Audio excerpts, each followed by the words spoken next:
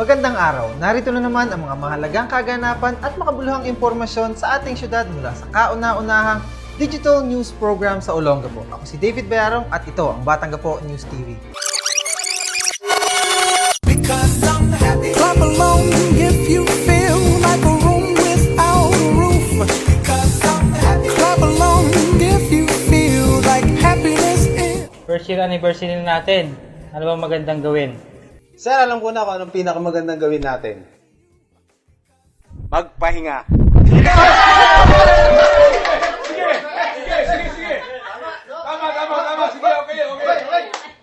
Okay. Pag-isipan natin yan, ha?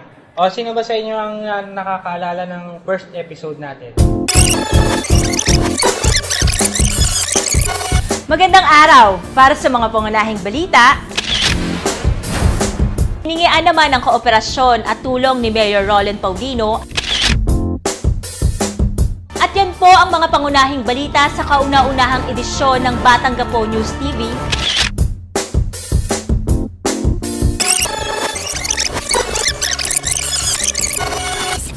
Basta ako, tandang-tanda ko pa yung unang episode ng Biyaheng Gapo para sa News TV. Hyper pa nga ako dun eh. Siyempre, first time eh. At yung pizza, grabe talaga. At take note, isang araw lang namin ginawa yun ha. Kaya ka nga naman sa let's go eh. Kaka-let's go mo dyan eh. Tignan natin kung anong bago sa kanila. Let's go! So let's go!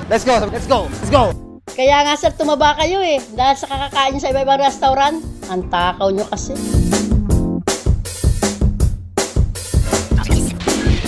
O, Sinji, nakailang episode na tayo?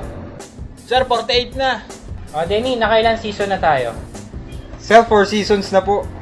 Billy, nakailang straight news stories na tayo? Sir, 284 straight stories. Eh, yung feature story ni Nicole na OKKK, nakailan na ba tayo? Oo nga, text si Nicole, 90 na pala. Sa Biyaheng Gapo, ilan? 23 yun sa Biyaheng Gapo. Sa Pulis Gapo, ilan na yung nagawa natin? Sir, sa pulis ka po, 11 na. Eh, nakailang infomercial na tayo? Naka-9 infomercial na tayo. Ang dami na pala, no? Akalain nyo yun? Ako, sir, yung matinding hagupit ni Bagyong Maring, katandem niya pa yung si Habagat na nagdulot ng lampas taong pagbaha. Doon tayo kinailangan magligpit ng sandamakmak na putik, di ba? Tapos yung mga kasama pa yung mga gamit sa bahay na pinagtatapon na lang dahil wala nang pakinabang. Sisikapin natin na lalo pang mabigyan ng impormasyon ang ating mga kababayan dito sa Olongapo sa pamamagitan ng Batanggapo News TV. Ako naman sir, yung tungkol sa dredging, declogging, at yung pinakamalapit sa puso ko sir, yung tungkol sa gift giving, na talaga naman sir very heartwarming at the time. Kapag iaabot na at ibibigay na ng gobyerno, yung mga ibinibigay natin mga relief, doon ako natatouch halos maiyak ako dahil makikita mo yung tuwa nila. Oo, kahit mainit, mabaho at nakakapagod, walang problema. May sponsor ko pa nga yata sa Pados dun eh. Ako syempre hindi ko makakalimutan yung istorya ng Lotus Foundation, yung nagbigay ng donasyon na sa atin mula sa Germany na napakahirap banggitin ng pangalan, lalo na yung kay Tony Wilcob. Ang Batanggapo News TV ay isang malaking tulong upang mapapatid sa lahat ng mamamayan ng Olongapo ang mga programa, proyekto at mga reforma na pinapatupad ngayon ng ating butihing punong alkalde. Hindi na lang may mga mababait tayong friends, sir, na pumayag na ma-play ang mga News TV episodes natin. Kung wala sila, di ganon kalaganap yung balita natin. Kaya thank you sa Subic Ads, RM Centerpoint, syempre sa Happy at Freeport Cable, pati sa palengke ng Isbak Bahak at James L. Gordon Memorial Hospital at sa SM. Ako yata nag-deliver niyan sir. At ako rin. Ikinagagalak po namin maging bahagi sa pagdiriwang ng ika-1 taon ng Batanggapo News TV. Asahan po ninyo ang SM City Olongapo ay magpapatuloy na katuwang sa inyong mga adikain. Maraming salamat po at mabuhay po tayong lahat. Siyempre, hindi ko makakalimutan yung mga success stories natin. Lalo-lalo na sa sports. Yung mga winner natin, palarong pambansa, Philippine National Games, yung triathlete, yung lalaban sa Nanjing Youth Olympic Games. At yung events natin, siyempre yung Le Tour de Pilipinas. Di ba siya na-enjoy nyo pa nga yun? Kayong dalawa ni Ate Cathy? Oo nga, si TJ Manotok, hindi ko na na-experience. Di bale, sa Olongapo information ko na lang siya masisilayan. At syempre, kung meron kang sports or days, syempre dyan din yung ating mga chikiting na lagi nag-uwi ng karangalan mula pa sa ibang bansa, katulad ng Hong Kong at Singapore. Kung nag-aaral pa ako, malamang kasama rin ako dyan. Napansin po namin sa mga nakaraang taon na magaganda nga po yung programa natin, pero mukhang hindi po naiintindihan ng mga kababayan natin. Ngayon po ay unti-unti po namin na ipapaliwanag sa kanila ng regular ang mga programa po natin, kaya po nakakatulong na po natin sila sa pagganap po nito mga programa.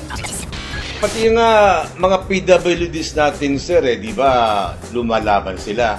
At nagdadala pa ng karangalan sa ating lungsod ng Olongapo. Kaya tama lang na matutukan itong ating mga may kapansanan. Lalong mapapadali ang kanilang ginagalawan at marami silang magagawa sa buhay nila. Tsaka malaking tulong din na nakikipagtulungan yung PNP. Tsaka maganda ro, sinuportahan sila ni Mayor. Malaking impact po sa aming programa dahil naipapabot natin sa ating mga kababayan in real time yung mga kanilang karaingan at natutugunan din naman natin ng sa maagap na panahon. Magandang araw sa inyong lahat. Ako po si Police Inspector Vivian Reyes, SPO1 Mary Ann Sadaba ng Public Information Office ng Olongapo City Police para sa programang Pulis ka po at your service po. Pulis ka po at your service po. Pulis ka po at your service po. Titingin ba sa'yo? At syempre, Olongapo City is the home of the most beautiful women in the world. Andiyan ang ating mga beauties who brought home the crown. This is Megan Young, Miss World 2013, ang tunay na Batang Gapo. Una na dyan si Megan Young, si Faith Garcia, si Miss Teen Philippines, at just recently, ang pambato natin sa mutya ng Pilipinas na si Chini Russell. Ay nako, nag-uuna ng mga boys kapag ganyan ang interviewin nila. Sexy and beautiful lady. Uy, di yan totoo to siya ha. Uy, Beb, ka maniniwala doon ha. Hindi totoo yun ha. Di lang tayo pang national, pang international pa. Siyempre yung mga balita natin tungkol sa mga US forces na panay ang pagbisita at pagtulong sa syudad. Higit sa lahat, yung Virginia Beach Delegation, dala ang exchange student program at ang rubber boat donation. Happy anniversary sa Batang Gapo News TV! Sana magtuloy-tuloy pa yung mga magagandang projects nyo at ang success nyo sana ay lalo pang tumaas. Congratulations, Batang Gapo News TV, on your first anniversary. Marami kayong napapaligaya dito sa Amerika, lalong-lalo na dito sa San Diego, California. Dahil sa inyong mga balita tungkol sa Olongapo, please keep up your good work. Mabuhay kayo! Yung Batang Gapo News TV was very instrumental in our information drive campaign dahil nakita ko talaga na down to the household level, nalaman nila about this endeavor, about the environment. Pati na rin yung mga ibang tao sa mga different departments and different sectors. So nakakatuwa talaga na nalaman nila to dahil sa Batang Gapo News TV. On behalf of the Lighthouse Marina Resort Legacy Foundation and ICC Zambales, congratulations Batang Gapo News TV for reaching your first year milestone. And may you have many more wonderful years to come. Thank you so much for all your help and we look forward to many more endeavors with you. So, congratulations Batang Gapo News TV. Happy first year anniversary. May God bless you and more power to you. Maligayang pagbati sa Batang Gapo News TV sa inyong isang taong anibersaryo. Bumabati po ako sa first year anniversary ng Batang Gapo News TV. At ako'y nagpapasalamat sa pagiging objective ninyo.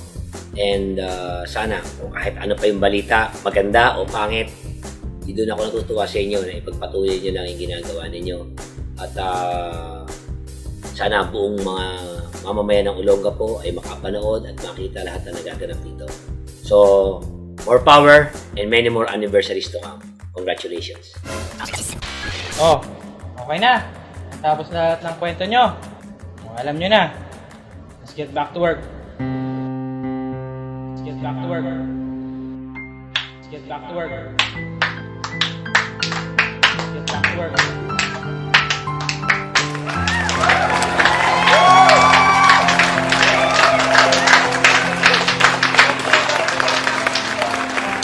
Get back to work.